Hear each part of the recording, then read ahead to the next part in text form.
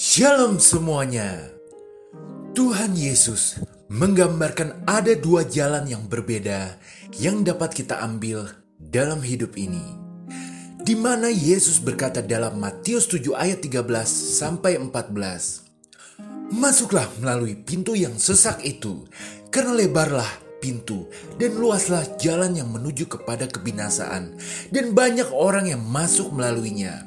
Karena sesaklah pintu dan sempitlah jalan yang menuju kepada kehidupan, dan sedikit orang yang mendapatinya. Tuhan Yesus mengatakan bahwa pintu dan jalan yang lebar itu mengarah kepada kebinasaan, dan banyak orang memilih untuk masuk melalui pintu ini. Pintu yang lebar ini mewakili jalan yang mudah, tanpa tantangan, dan mengikuti keinginan duniawi yang sejalan dengan nafsu daging. Namun Tuhan Yesus juga mengatakan bahwa pintu dan jalan yang sempit mengarah kepada kehidupan, dan hanya sedikit orang yang menemukannya. Pintu yang sempit ini mewakili jalan yang sulit, penuh dengan tantangan, tetapi mengarah kepada kehidupan yang sejati dan kehidupan yang kekal bersama Tuhan. Ini adalah jalan yang mengharuskan kita untuk menyangkal diri, mengambil salib kita setiap hari, dan hidup dalam ketaatan kepada kehendak Tuhan. Jalan yang sempit ini menggambarkan proses pembentukan rohani. Kita dapat melihat bahwa jalan yang sempit dan sulit yang Tuhan Yesus bicarakan adalah waktu di mana kita mengalami tantangan, kesulitan, dan penderitaan yang mendalam, di mana Tuhan sedang bekerja dalam hidup kita untuk membentuk kita menjadi pribadi yang lebih matang secara rohani. Memasuki pintu yang sempit dan jalan yang sulit itu menggambarkan proses transformasi rohani yang kita alami. Ini adalah waktu di mana kita harus melepaskan keinginan duniawi, menyangkal diri, dan hidup dalam ketaatan kepada kehendak Tuhan. Meskipun jalan ini tampak sempit dan sulit, itu adalah jalan yang mengarah kepada kehidupan yang sejati, kebangkitan spiritual, dan kedewasaan rohani. Hanya sedikit orang yang menemukan jalan ini karena membutuhkan tekad, ketekunan, dan kepercayaan yang kuat pada Tuhan.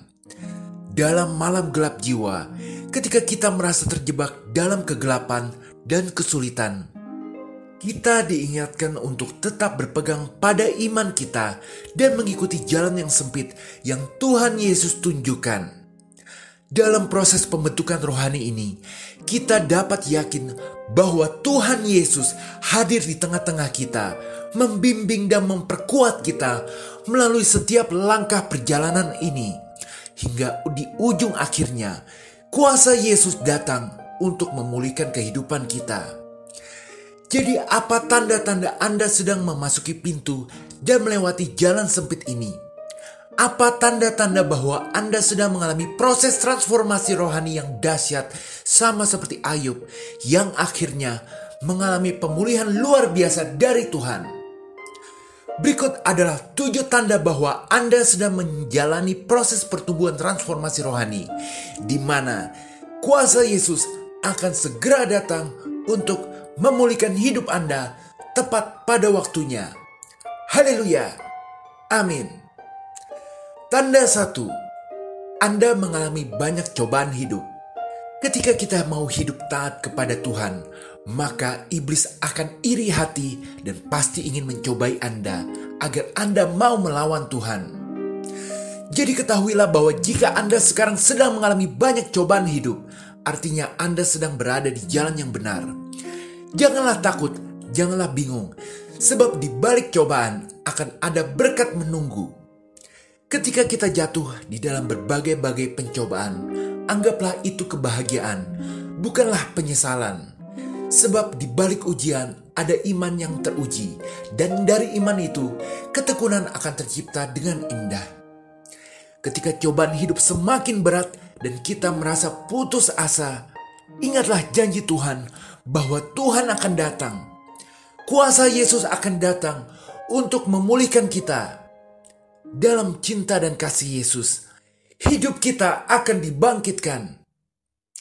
Jadi, Biarkan cobaan datang, biarkan mereka menggoda.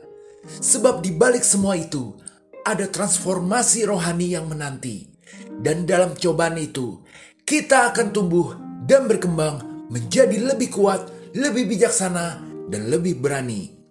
Dengan iman dan ketekunan, kita akan menang. Bahwa kuasa Yesus akan datang segera untuk memulihkan kita. Haleluya.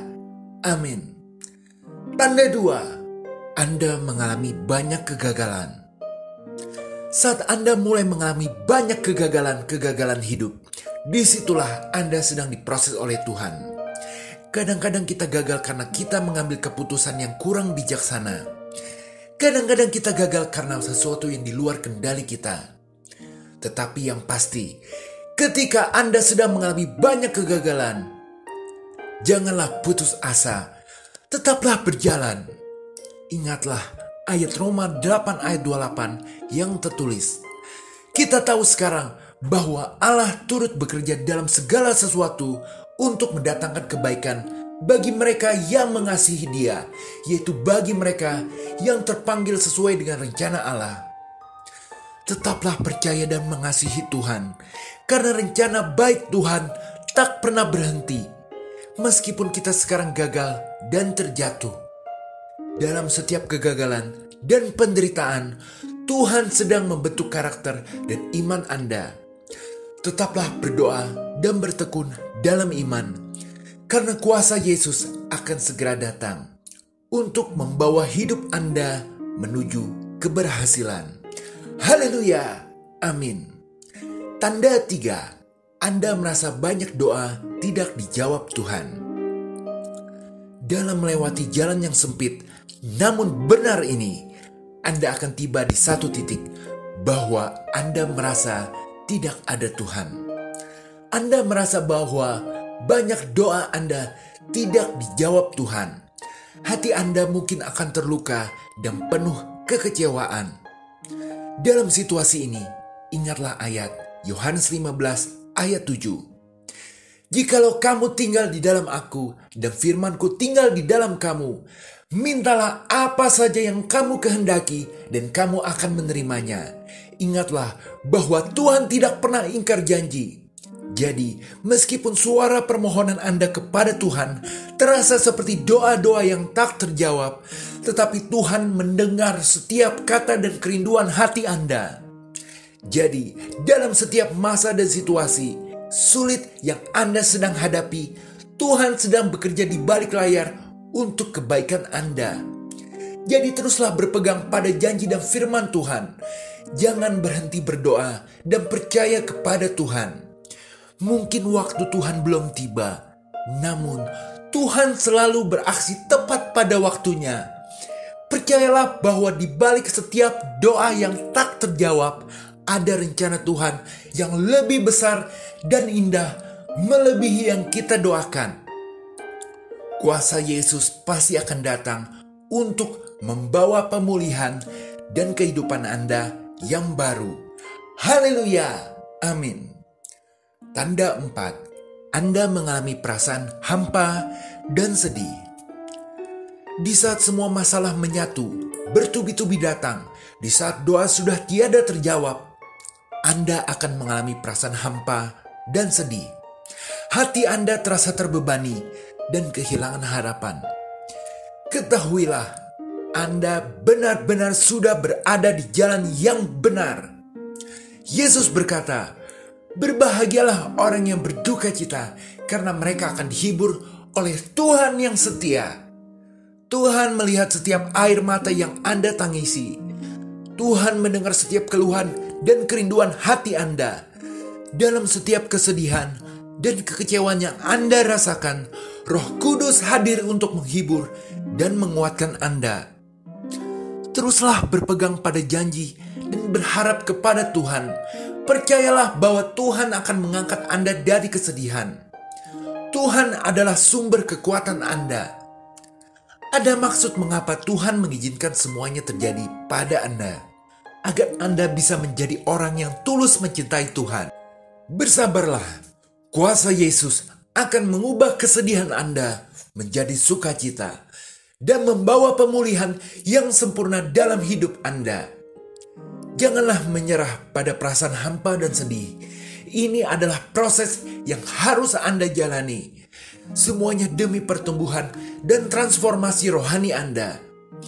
Akhirnya, kuasa Yesus akan segera datang membawa penghiburan dan kehidupan yang baru untuk Anda. Haleluya. Amin. Tanda 5. Anda mengalami keretakan hubungan dengan orang terdekat Anda. Keretakan bisa terjadi karena sesungguhnya ukuran kedewasaan iman yang dimiliki setiap orang itu berbeda-beda. Bahkan dengan suami istri yang telah menjadi satu tubuh. Ketika melewati jalan yang sempit dan susah ini, di mata dunia, Anda itu sedang terguncang hidupnya. Akan ada masa Anda berakhir sendirian, karena orang-orang terdekat Anda akan menjauh dari hidup Anda. Entah karena mereka jatuh dalam dosa, atau karena mereka tidak lagi tertarik dengan hidup Anda yang sedang suram. Namun, janganlah berputus asa, karena ini merupakan tanda-tanda pertumbuhan rohani dalam diri Anda sedang terjadi. Ini merupakan sesuatu hal yang harus Anda alami. Karena sesungguhnya Tuhan sedang memisahkan yang mana domba, yang mana kambing. Anda akan merasa sendiri. Karena seperti yang Yesus katakan, jalan sempit itu peminatnya sedikit. Jadi, bersabarlah dalam perjalanan ini. Ingat ayat Efesus 4 ayat 32 yang tertulis, tetapi hendaklah kamu ramah seorang terhadap yang lain, penuh kasih mesra dan saling mengampuni, sebagaimana Allah di dalam Kristus telah mengampuni kamu. Biarlah kasih dan pengampunan mengalir lewat Anda, sehingga ketika Anda sudah diberkati secara hebat oleh Tuhan, hidup Anda akan menjadi kesaksian akan kemuliaan Tuhan untuk mereka-mereka yang sempat-sempat meninggalkan Anda di waktu sulit. Terpujilah Tuhan. Amin ya Tuhan. Haleluya. Amin. Tanda 6. Anda sering bertemu dengan guru palsu. Guru palsu berbicara tentang ajaran palsu atau pemahaman yang salah. Ada masa saat di perjalanan melewati jalan sempit pertumbuhan rohani, Anda akan sering bertemu dengan guru atau ajaran palsu. Ajaran-ajaran yang palsu ini dapat membuat pemahaman kita tentang suatu hal menjadi salah. Pemahaman yang salah membuat perilaku kita pun menjadi salah dalam merespon keadaan. Janganlah terpedaya oleh tipu daya setan ini. Berpeganglah teguh dengan kebenaran firman Tuhan yang selalu diingatkan oleh Roh Kudus dalam hati Anda. Karena sebentar lagi kuasa Yesus akan segera datang untuk memulihkan hidup Anda. Ingatlah ayat dari 1 Yohanes 4 ayat 1 yang tertulis, saudara-saudaraku yang terkasih, janganlah percaya akan setiap roh, tetapi ujilah roh-roh itu, apakah mereka berasal dari Allah. Sebab banyak nabi-nabi palsu yang telah muncul dan pergi ke seluruh dunia. Jadilah bijaksana dan selalu berhati-hati dalam berpikir. Periksa dengan teliti setiap ajaran dan pemahaman yang Anda temui. Jangan terperangkap dalam tipu daya yang palsu, tetapi tetap teguh pada kebenaran yang datang dari Tuhan. Teruslah berjalan, teruslah bertumbuh, dan biarkan cahaya Roh Kudus membimbing langkah Anda, hingga nanti kuasa Yesus hadir untuk memulihkan dan memberkati Anda tiada terkira. Haleluya. Amin. Tanda 7. Anda merasa ada perubahan sikap, perilaku, dan cara pandang Anda terhadap hidup. Di ujung perjalanan yang sangat sesak ini, Anda akan mulai merasakan perubahan mendasar dalam diri Anda. Anda akan mulai mengenal siapa diri Anda. Anda mulai mengingat apa yang Anda suka, masa kecil Anda, dan hal lainnya yang dimana bermuara pada pemahaman bahwa untuk apa Anda diciptakan di dalam dunia ini. Anda mulai merasakan bahwa sikap yang terbaik dalam hidup ini adalah mengandalkan Tuhan terlebih dahulu. Tanya Tuhan terlebih dahulu sebelum bertindak. Karena Tuhanlah yang menaruh Anda dalam dunia ini. Jadi Tuhanlah yang sesungguhnya tahu apa yang menjadi tujuan Anda ada dalam dunia ini, yang tercermin dari talenta-talenta yang Anda miliki. Inilah tujuan dari perjalanan berat itu, untuk menjadikan Anda manusia baru dalam Tuhan yang mengenal diri sendiri seperti Tuhan mengenal diri Anda. Anda akan menjadi seperti Yesus Mini yang tahu akan misinya ketika ada di dunia ini dan selalu menggantungkan diri kepada Bapa di surga. Kuasa Tuhan menciptakan yang baru dan menghapus yang lama. Anda adalah ciptaan baru dalam Kristus. Yang lama sudah berlalu, yang baru akan datang. Biarlah perubahan itu mengalir dalam hidup Anda. Terimalah dengan sukacita dan penuh harapan. Kuasa Yesus hadir untuk memulihkan dan mengubah, membawa hidup yang baru, penuh berkat dan kebahagiaan. Bersyukurlah atas perubahan yang terjadi dan sambutlah dengan penuh kegembiraan. Meskipun sekarang Anda masih menjalani jalan yang berat dan sempit ini, karena kuasa Yesus akan segera datang untuk memulihkan hidup Anda. Haleluya, amin. Sebagai penutup, jalan yang benar namun sempit dan sesak itu harus kita lewati. Karena ini berbicara soal proses transformasi atau pertumbuhan atau proses pendewasaan rohani yang akhirnya bisa mendatangkan berkat luar biasa dari kuasa Tuhan. Selain kisah Ayub, ada beberapa kisah dalam Alkitab yang sehabis melewati proses transformasi rohani akhirnya diberkati. Seperti kisah Yusuf di Kejadian 37 ayat 50. Yusuf mengalami banyak cobaan dan kesulitan dalam hidupnya, termasuk dijual sebagai budak dan dipenjara secara salah. Namun, melalui proses ini, Yusuf belajar untuk mempercayai Tuhan dan mengandalkan Tuhan sepenuhnya. Akhirnya, Yusuf diberkati dengan menjadi pemimpin di Mesir dan menyelamatkan banyak orang dari kelaparan. Lalu ada kisah Musa, Keluaran 2-4. Musa awalnya adalah seorang pangeran di Mesir, tetapi kemudian melarikan diri. Selama masa pengasingannya, Musa mengalami transformasi rohani yang berat karena dari pangeran menjadi penggembala. Namun, akhirnya dipanggil oleh Tuhan untuk menjadi pemimpin dalam memimpin umat Tuhan keluar dari perbudakan di Mesir. Lalu ada kisah Daud, kisah Rasul Paulus, dan kisah-kisah lainnya. Bahkan saat kita melihat kupu-kupu yang indah terbang di alam, kita menyadari bahwa mereka juga mengalami proses yang berat sebelumnya. Mereka melewati menjadi telur dulu, lalu ulat, kepompong, dan akhirnya menjadi kupu-kupu dewasa. Ini semuanya menunjukkan bahwa melalui proses transformasi rohani yang sulit, Tuhan sedang mengubah hidup seseorang dan akan memberkati mereka dengan cara yang luar biasa. Jadi, apapun yang terjadi, berbahagialah selalu. Biarlah pengharapan menjadi jangkar untuk jiwa Anda yang mungkin sedang menderita. Biarlah mulut kita selalu berkata, Tuhan Yesus baik. Haleluya, amin. Jika berkenan berilah like, share, tulis komentar, dan subscribe. Terima kasih. Tuhan Yesus memberkati.